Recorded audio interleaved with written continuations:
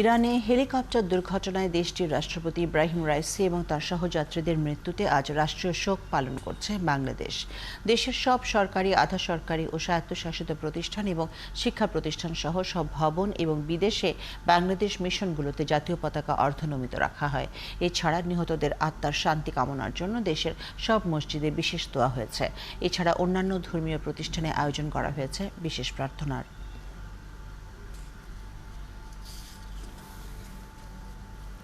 Helicopter দুর্ঘটনায় ইরানের president Ibrahim রাইসির মৃত্যুতে বিএনপির পক্ষ থেকে শোক জানিয়েছেন দলের মহাসচিব মির্জা ফখরুল ইসলাম আলমগীর।